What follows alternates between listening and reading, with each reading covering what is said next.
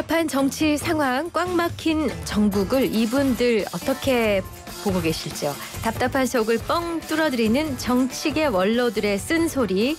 설명수, 활명수 아니고 네. 설명수 두 분의 이름을 따봤죠. 설훈 전 의원, 임명진 전 자유한국당 비대위원장 두 분 모셨습니다. 어서 오십시오. 어서 오십시오. 고맙습니다. 네. 뭐 활명수는 속만 편하게 하지만 네. 설명수는 대한민국을 편하게 합니다. 아, 좋습니다. 아, 멋진데요. 그나저나 임명진 위원장님 슈퍼에이저시더라고요. 아닙니다.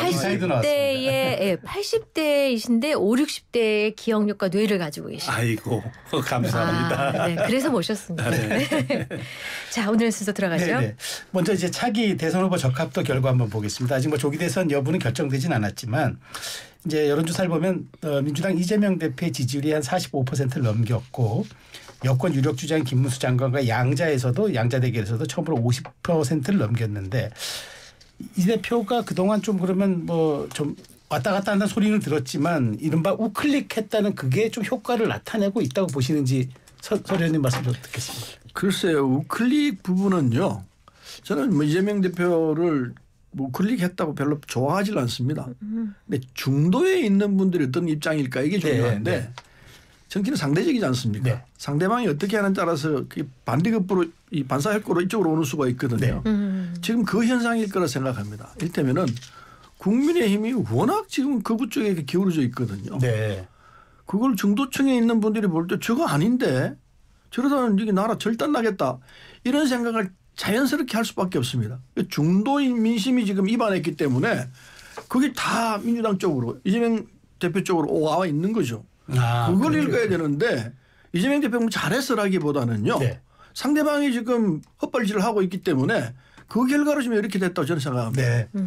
어떻게 보세요? 네. 대통령 선거 하긴 합니까? 제가 아직도 멀었는데 혹시라도 네. 아직도 멀다고 생각하는 사람들이 많이 있는데 저는 설훈 의원님 말씀에 일리가 있다고 생각해요.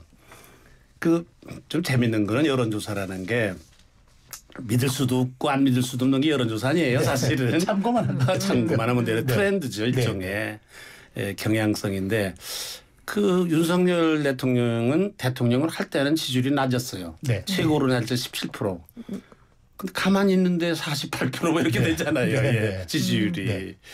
그러니까 그게 여론조사거든요. 그러니까 뭐 이재명 대표가 무슨 특별히 뭘 잘해서라기보다는 국민들이 많은 그런 이렇게 정서적으로 좀 왔다 갔다 하는 것 같아요. 지금은. 더군다나 뭐 하나는 국민의힘의 대선 주자라는 사람들이 뭐 대선 나가겠다라는 사람도 지금 홍준표 시장 한 사람만 내가 나가겠다 그렇게 선언하는 것 같아요. 나머지는 뭐 부인하잖아요. 뭐 이런다라는 김문수 지사도 뭐 자긴 그런 거 해본 적도 없다 그러는 거니까 이건 뭐 혼자 뛰어서 1등하는 거죠. 저기 이재명 대표가. 그러니까 그건 뭐 별로 의미가 없다고 생각합니다. 국민의힘에서는 탄핵을 반대하는 입장이기 때문에 내가 후보하겠어 하면은 그 탄핵 인정하는 거네 이래 되니까 말을 못하죠. 그리고 어떻든지 간에 지금 하는 나라 아무런 활동을 안 하고 있으니까 자연히 그런 정도의 지지가 나올 수밖에 없죠. 그러니까 혼자 뛰어서 1등이니까 의미가 없다 그 얘기예요. 자, 정권 교체냐 정권 연장이냐에 대한 의견도 있습니다. 갤럽 조사에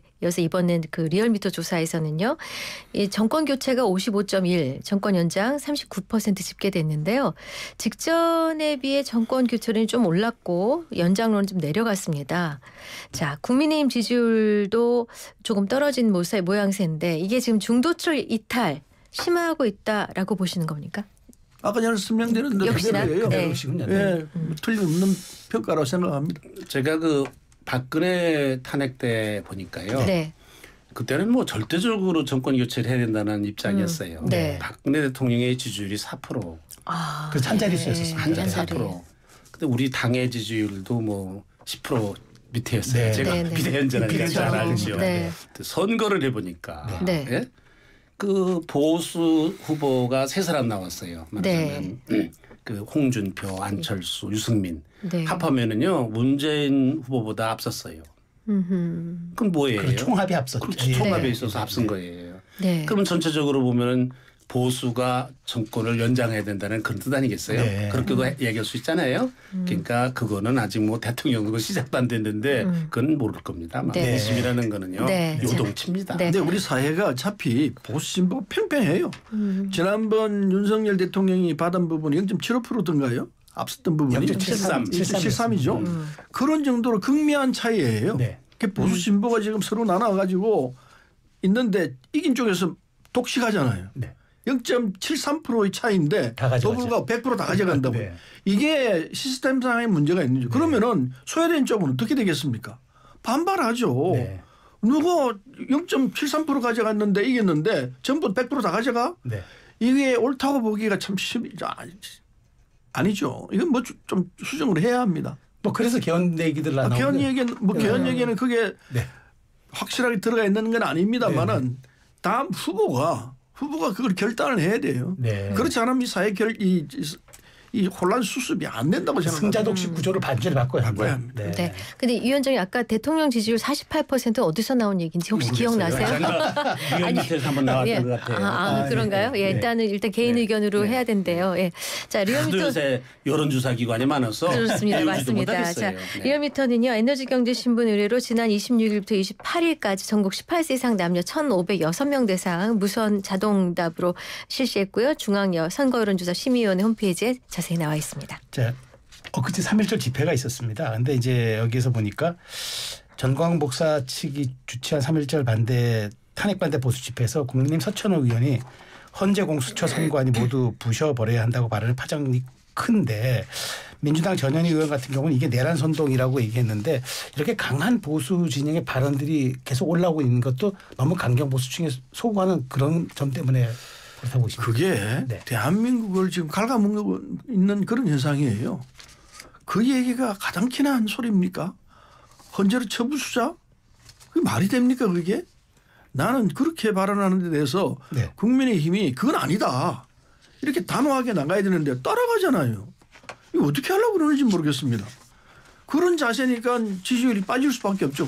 대한민국 국민들요 건강합니다.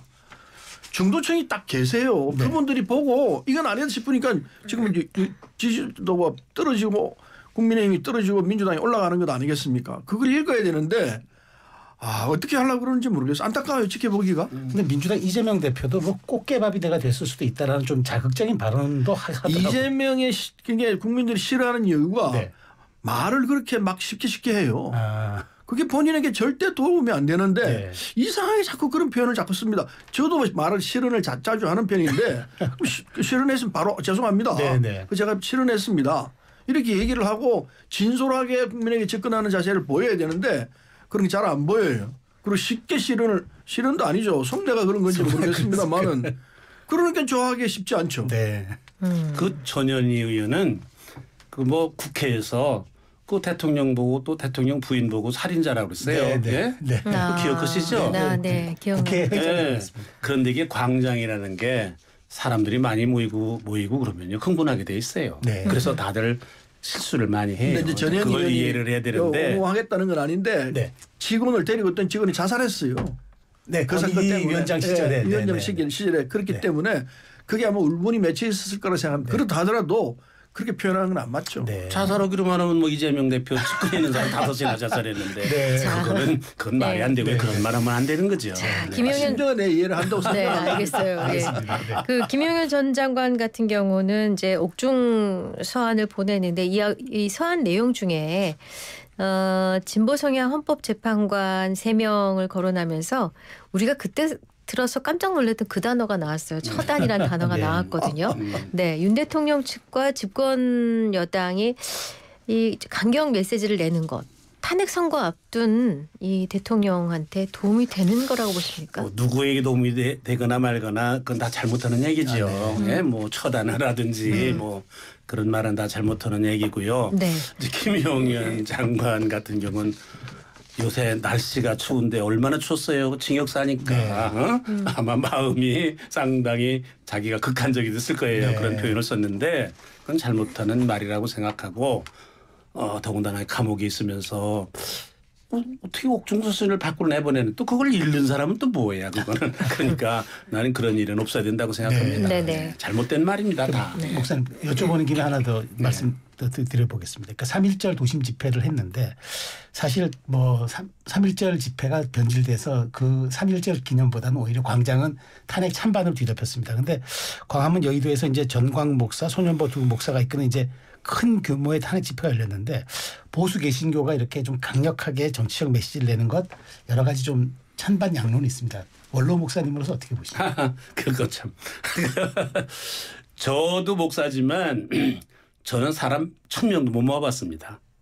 아, 네. 네. 근데 전광훈 목사 한두 번도 아니고 광화문에서 또 3.1절 날은 비도 오고 처작처작 오고 그러지 않았어요. 또 추운 겨울에 어떤 때는 수만 명을 모아놓고 그런 걸 보면 나는 솔직히 말해서 부럽기도 하고 이야 좀 괴력이다 그런 생각도 하고 그러는데 쉽게 많은 사람들이 비판을 하거든요. 그분들에 대해서. 그러나 하나 생각해 볼 거는 이 추운 겨울에 비가 처덕처덕 오는데 1시간도 아니고 5시간씩 6시간씩 거기에 앉아있는 사람들 그 사람들 다 이상한 사람들이다. 그렇게 많은 치부해서는 안 된다고 생각해요. 그리고 이게 개신교라는 게 개신교 마치 목사님들이니까 그렇긴 하지만은 목사님들의 이제 개인적인 신앙 그런 걸 굉장히 그 강조하는 것이 개신교의 특징이에요. 그러니까 개신교가 다 그렇다 그렇게 생각하시면 안 되는 개신교라고 그렇게 하시면 안 되고 전광훈 목사님 그리고 손현보 목사님이 그렇게 하셨다고 생각해야 되고 목사의 신분을 뭐 떼놓을 수는 없지만 이미 광장에서 정치적인 문제를 얘기할 때는 목사라기보다는 목사의 신분으로 얘기하기보다는 하나의 한 시민으로서 얘기를 한 거다. 이제 그렇게 우리가 봐야 될 것 같아요. 네. 네, 뭐 목사님께서 정확히 진단해 주셨는데 전광훈 목사라는 표현은 내 별로 안 어울린다 생각해요. 그분은 이미 목사로서 역할보다는 선동가, 정치인 이 역할로 지금 일관하고 있습니다. 실제 당을 또 창당할 때 글쎄 창당까지 했으니까요. 물론 기독교 정당 만들 수 있죠.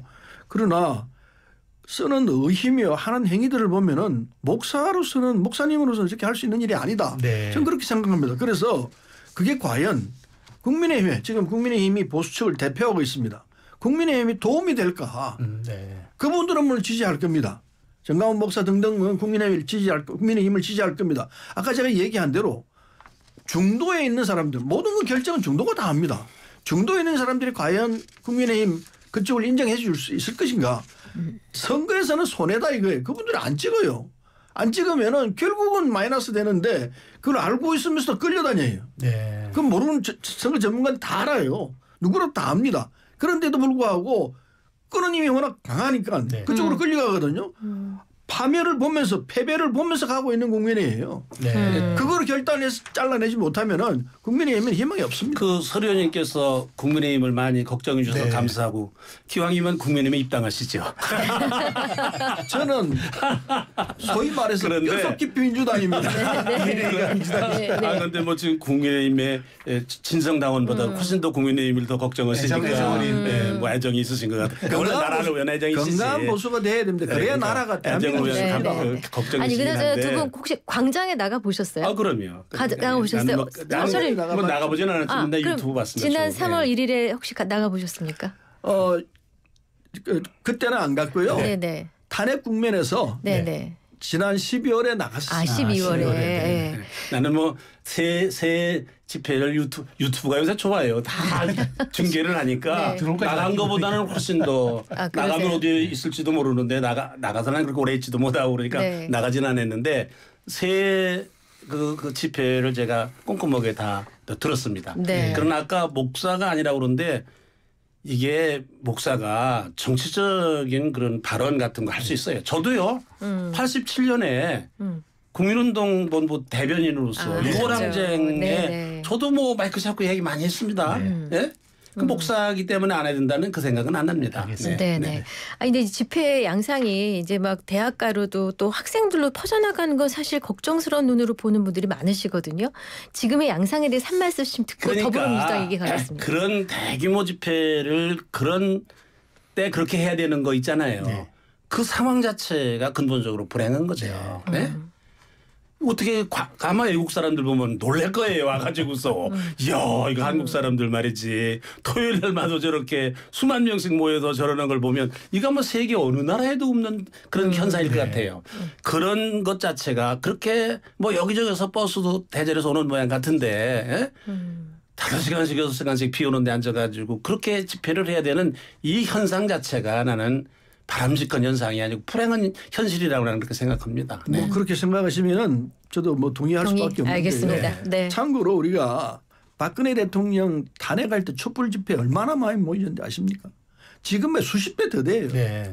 어마어마한 숫자가 모였기 때문에 그 숫자에 대해서는 얘기할 거 없어요. 손 달라요. 박근혜 대통령이 탄핵됐던 거 아니겠습니까? 네. 지금 그런데 이건 있습니다.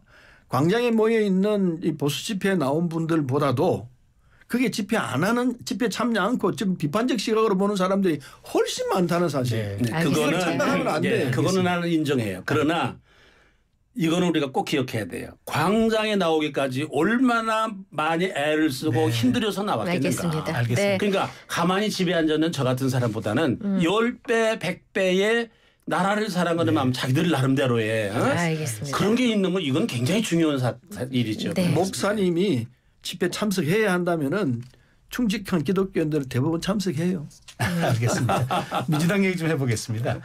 그 더불어민주당 내 이제 비명계 일각에서 이제 그 이재명 대표에게 지금 유리하게 좀 진행되고 있는데 경선 룰 이런 것 때문에 아마 얘기를 하는 것 같은데 경선 흥행과 당내 통합을 위해서는 일반 국민이 100% 참여하는 완전 국민 경선제 도입해야 한다.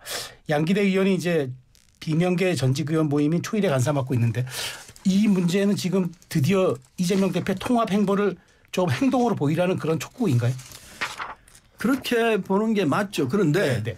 이재명 대표는 그거 받을 것 같지가 않습니다. 왜냐하면은 국민 일반이 다 참여하게 되면은 얼씨구나 좋다고 지금 탄핵 반대 집회에 나가 있는 분들 다 참여할 것 아닙니까? 네. 그러면 그게 왜곡될 수밖에 없죠. 네. 그래서 그건 이제 양기대 의원의 말 뜻은 충분히 알겠습니다만은 이대로 이 전당대회를 해서 투보를 결정하면 하나만 한 게 되니까 들러리다 이제 이런 들러리다. 들러리를 안 할 수 있는 장치를 해봐라.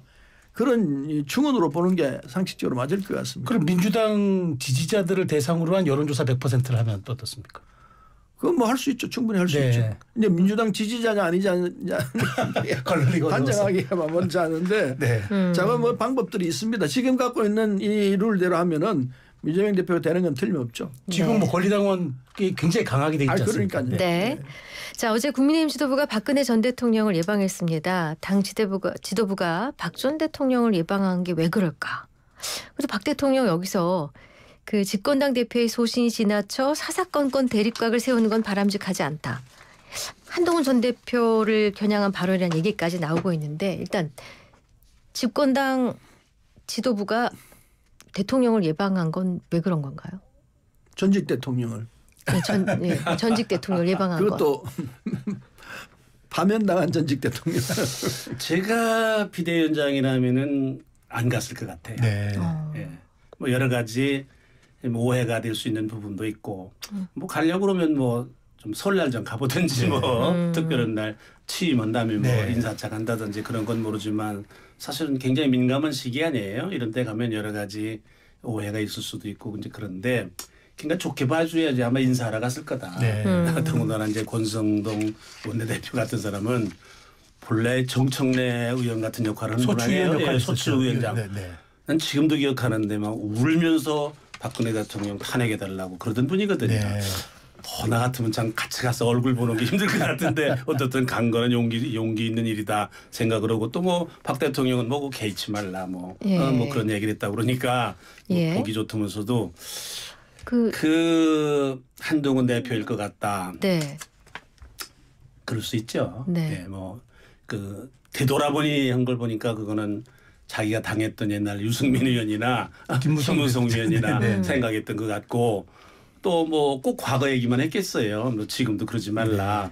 뭐 그런 뜻이었을 거다. 그건 뭐 누구든지 짐작하고도 남는 부분인데 나는 그 박 대통령 전 대통령이 그 말씀은 잘한 것 같아요.